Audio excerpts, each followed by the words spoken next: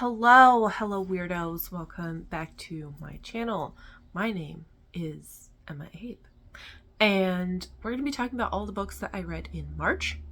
I have tea today. I have Earl Grey tea. It's in my everyday mug. And I just got a new set of coasters, and the coaster that I'm using today is my Gusulan coaster. I got this off of Etsy. I got a whole set. So I have all of the major clans, and I just thought it was very fitting that I'm using my everyday meets everyday mug with the Gusulan coaster, because we all know they're horny fucks.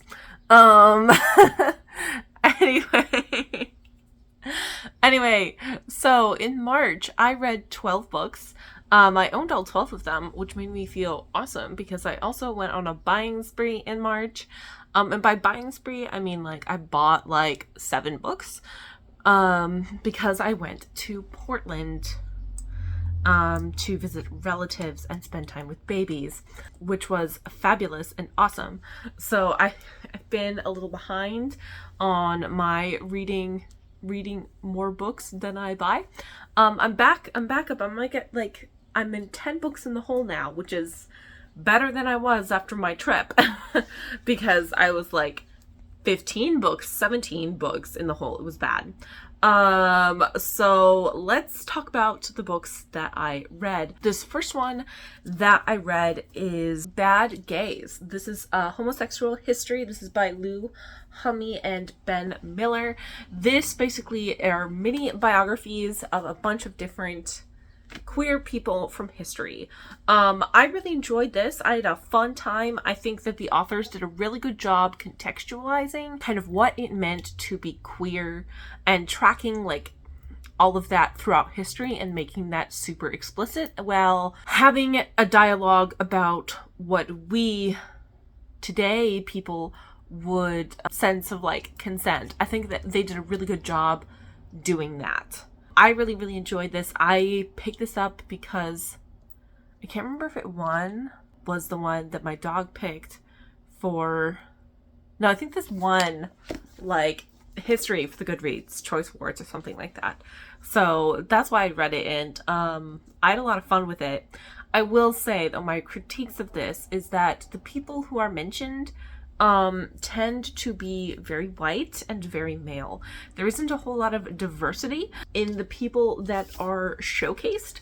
I do believe that there is one woman, and I'm trying to remember if there are any gender queer or trans individuals. No, not to my glancing back at the list. That I felt that they could have improved a lot, and I think honestly that is just solved with coming out with another volume. I think that this was taken from a podcast. It is based on a podcast series by the same name. So maybe I will check the podcast series out. Maybe they do more of the showcasing of the diversity of the queer spectrum, just in terms of the actual alphabet soup, but also including more people of color.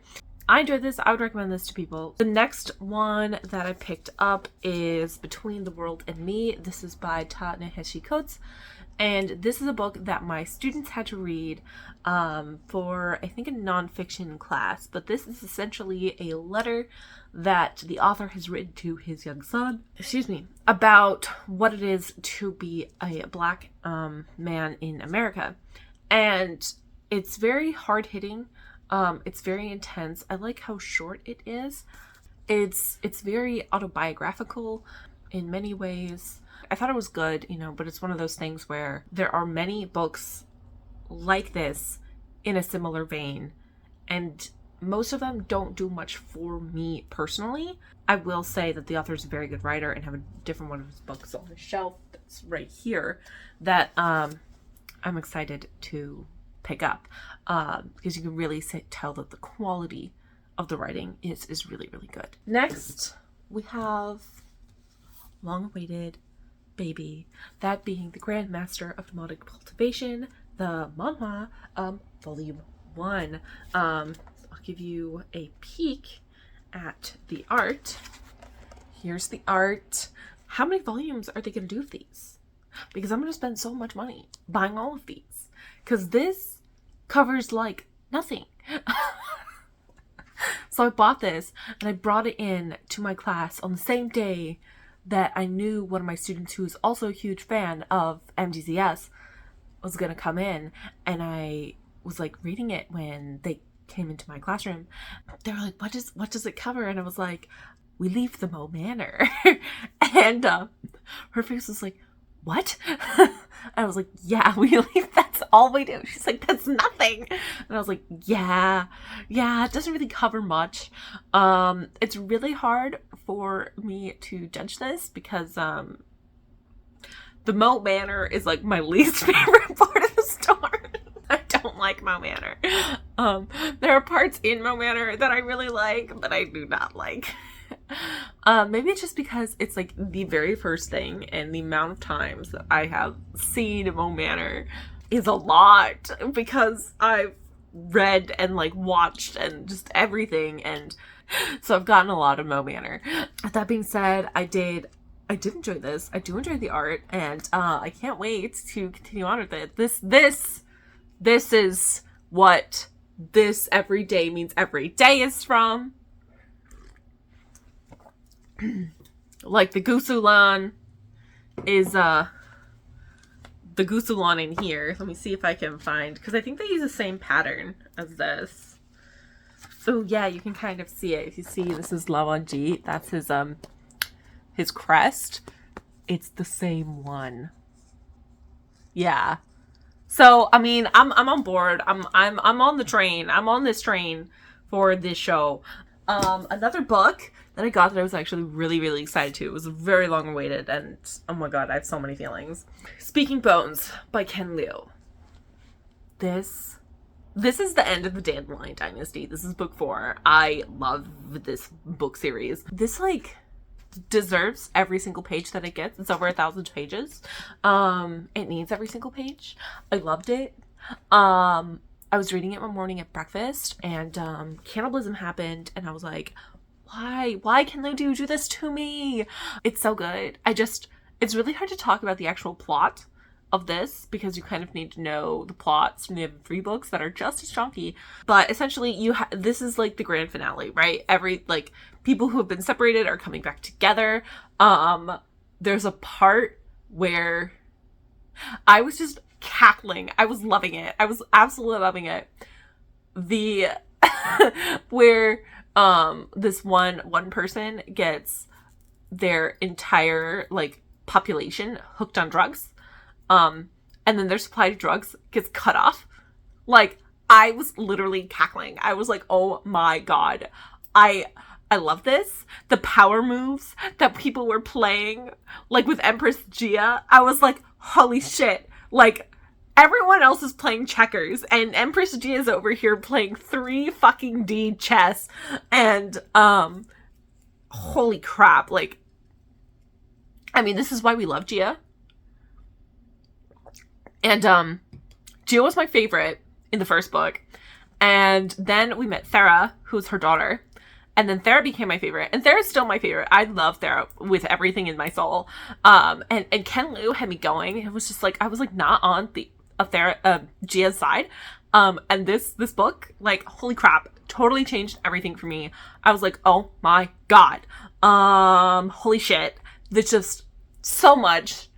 I will say, I was like reading it, I was getting closer to the end, and I was like, if this book does not end as gaily as I want it to end, hands will be thrown. I will be so mad. And it does end super gay, and I was so happy. I was so freaking happy. Also, in this book, we get the like, stuff happens in the 3rd book where you're like, oh my god, like, are these people okay? And I was like, no way, they have to be okay, because they're too important politically to, like, not be okay. And I was like, boom, I was right, they were okay. I'm sorry, there's just so much that's happening. I love the reveal of, like, farmers. This is all vague. This is all very vague. Makes sense with the covers. I wanted, honestly, a little bit more with the farmers, but I kind of liked how it ended. I liked that I thought it was very good. Yeah, damn. Dandelion Dynasty. If you've not tried it, pick it up. I was literally walking around, like, walking to classes, reading this, and my students were like, oh my god, like, is this a really good book? And I was like, yes, this is wonderful. And I was reading it, and I was like, oh my god, I want to reread the whole series again. Except I don't have the first 3 books with me right now, so I'm sad. But yes, Speaking Bones. Way to end a series, Ken Liu. And Ken Liu is in the Boston area, theoretically. That's what his author page says. My students made fun of me for telling them that. They're like, you stalk author pages? And I was like, yes. What's wrong with you? So I would love if you could come and speak to my school. That would be really cool. Speaking of people speaking to our school, we have Black Friday by Nana Kamomi Adeji Brianna. This man did speak to our school. He read a portion of his upcoming book. I did get it signed. It was really cool. I was first in line because I was like, I've got class. But yes, I did get it signed. Yes, this is a series of short stories. I picked this up because my students were reading it because they had to, because the author was coming. And they were like, you would love it. And I was like, okay, I'm gonna grab it. And I grabbed it and I read the first story before the author came. It was really good. It was really intense, very bloody, very gory. And this whole essay collection is meant to like speak to racism and like the Black experience in a very over-exaggerated way. So the first story is all about these kids who are beheaded with a chainsaw. And yeah, so it takes and the person who does it gets off, is released based off of protecting his children who weren't there. It's very, very good. It does what it's doing very, very, very well. And there's also a short story in here called The Era that I had to read for my creative writing class that I thought was very good. And I didn't even know that it was the same author. So it was just very, very good little book that I enjoyed. That's saying something, because story collections are very hit or miss for me. Short story collections, at least.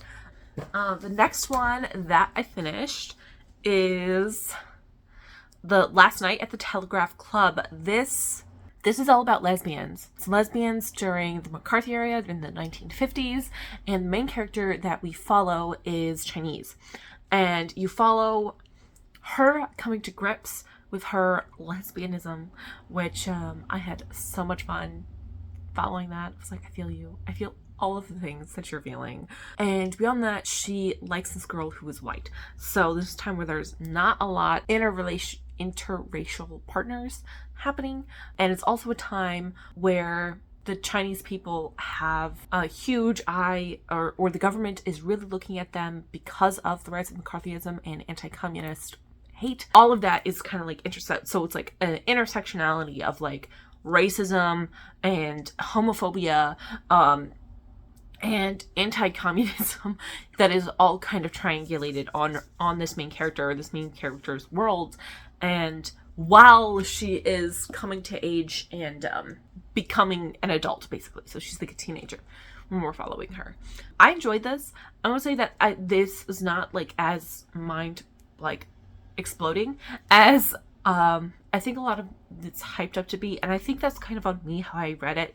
The chapters are really short, and I would read a chapter a day, so I really lost a lot of the momentum that I would get if I hadn't just read a chapter a day. But that being said, I do think that it was really, really good, and I enjoyed it. And I'm glad that. Next, we have another ending to a series. Look at me doing so well on this ending series thing. And this is Girls of Fate and Fury by Natasha Neg. Again, I never know how to pronounce the last name. But this is the final book in the Girls of Paper and Fire series. This, again, is about lesbians. I was just say, I really liked how it ended. I think it's a very hopeful ending. Do I think if we fast forward 20 years, some shit might go down? I think so. But that's just me. I'm glad, I don't know, I go back and forth between whether or not I think what they did was right. And I'm talking about like the infanticide bit. We are like, this is the last book. We're following our main characters, Ren. We're following our main characters, Red and Lei, who love each other. They have been on sort of rocky grounds from the last book, in terms of their relationship and trust and everything. But then Lei gets captured, and she's brought back to the Hidden Palace, which is basically the source of a lot of their mutual torment and torture, and has to deal with the king, being the disgusting person that he is, while you have Ren and all of the people trying to overthrow the king, trying to get her back, or working to overthrow the king, essentially. So we have lots of fights. It's very intense. I enjoyed it. I thought it was a very, very good ending to a solid series. I will say, this advertises itself as very, like, war-torn and, like, ooh, very, like, I don't know if it's, like, adult. And maybe it's just because this is YA. I think this is YA. But I kind of wanted more. It to go further than it did with the aspect of it. And I think that is because it is YA. And it's hard to compare it against Speaking Bones, that isn't YA, and that goes really hard with the war aspect. And I think that might have been coloring my opinions of this. But that's Girls of Fate and Fury. The next book that I finished is Detransition Baby by Tori Peters. And I finished this and I was like, wow. I went on a motherfucking journey with this book. So we are following these, mainly, we're going to say two women. We have Reese, who is a trans woman. She is kind of reeling and trying to maybe not like find her footing again, but deal with her own personal shit after her girlfriend of many years, Amy, leaves. Not only does Amy leaves, Amy detransitions. So Amy now considers himself a man. And that is really difficult for Reese to accept. But then Ames shows up on Reese's doorstep again, asking Reese to raise a baby with him from a woman that he impregnated. And what's the lady's name? Katrina. Katrina is the woman who's pregnant. How I feel about this book. I have a lot of feelings. I don't like any of the characters. All of the characters are awful. And like they're just not good people, right? But they're good characters. They make you think, right? They all do things that at some point or another you're like, wow, that's terrible. That's shitty. I think it is very, very true to like the queer experience. Fetishization?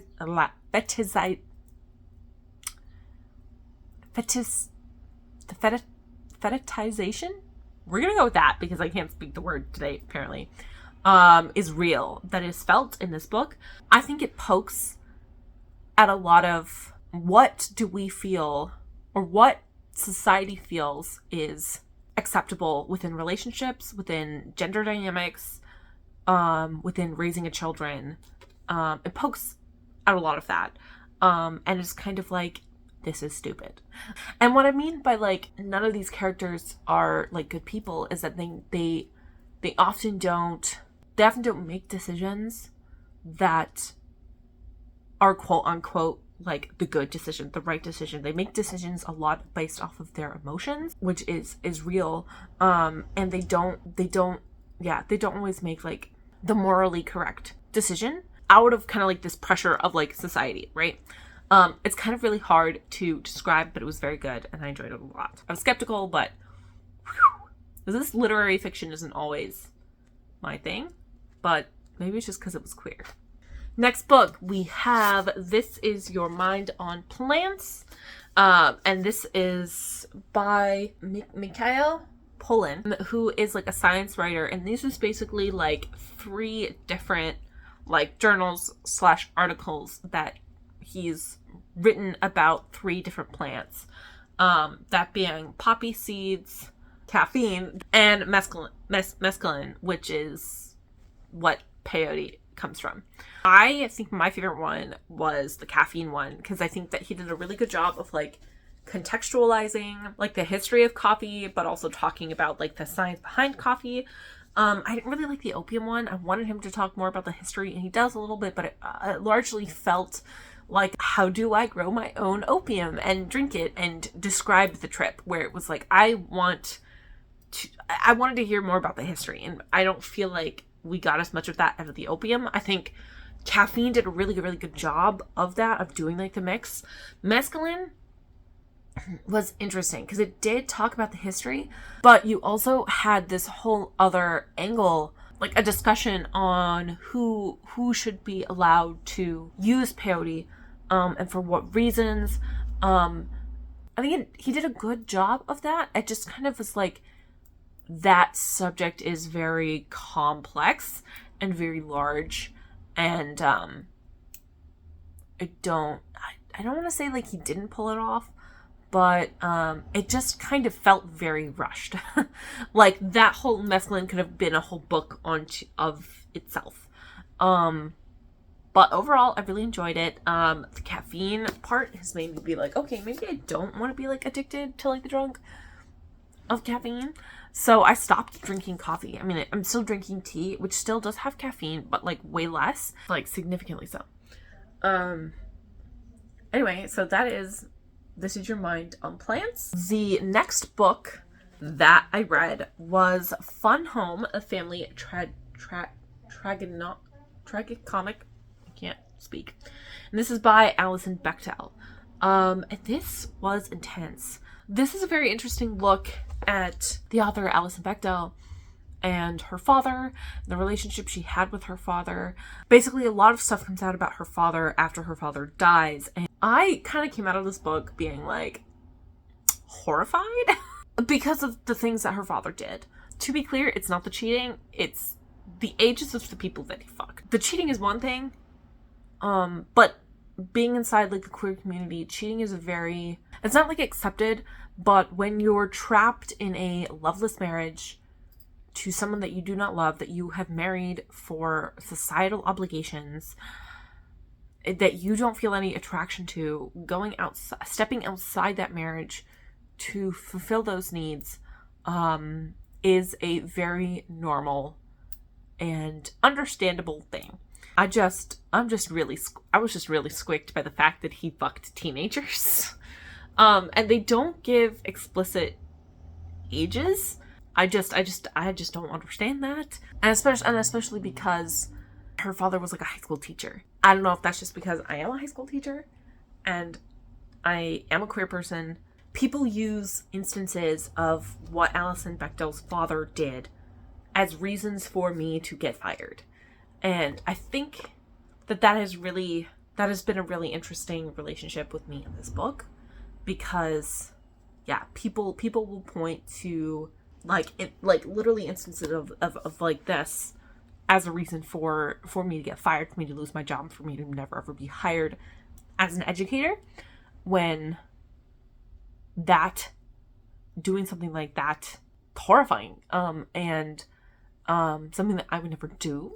Anyway, I don't know. It just was a really, really interesting, very interesting relationship that I had with this book at this time. And it's just very interesting because you're having multiple like lines like happening, like of like multiple like plot threads happening at the same time, where you're having like the young Allison, like when she's younger. I really connected to Allison when she's younger and she's like going through all of these events, and then she has like her slightly older self when she's like figuring out all this stuff. She has kind of like the Allison like of here that is like reflecting, although they're not very distinct as you would think, but it's very interesting to have like the adult Allison reflecting on the things of her childhood and as this is all coming out. I think that I will stick to enjoying the musical. This is like, I wanted, like, the musical allows for like moments to like breathe, like with the whole like ring of keys where she sees like a butch woman right? And all of those moments in the book just kind of fly by fast.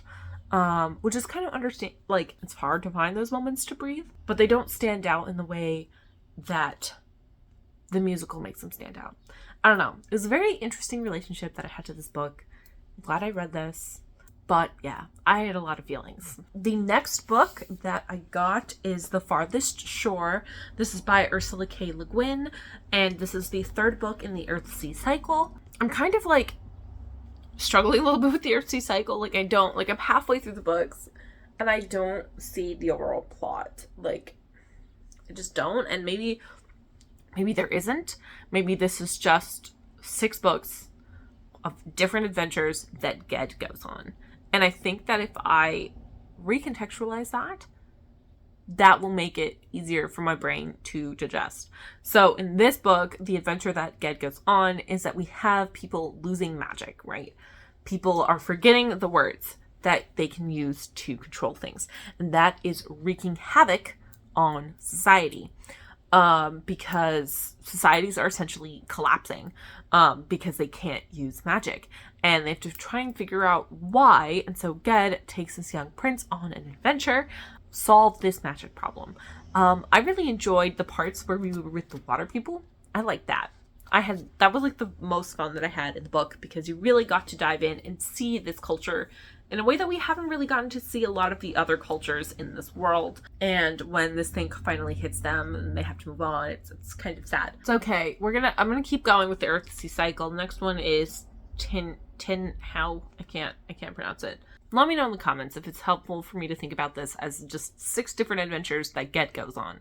Moving on to the very last book that I read, and that is The Order of the Pure Moon Reflected in Water. And Ken Liu said this was fantastic, defiant, and utterly brilliant. I just wanted more. It's a novella, so like it's kind of on me. What is this about? This is like a wuxia story, which I love wuxia stories. It's like one of my favorite genres. But you're following like this band of thieves. Band of bandits, and they are trying to deliver like this package to this person, and they pick up this woman monk, or nun, and she keeps causing problems for them, but they keep her around, like she ruins the deal, and they have to figure out how to fix this deal. And this is a very, very queer story, and I really, really enjoyed it. I clocked the transness very much in the beginning. And I just wanted more, so that we could see the development of the relationships between these people more. And so when we get the ending and, right, people are in relationships, it feels more, if that makes any sense. But yeah, I mean, I would recommend this if anyone wants to try out wuxia.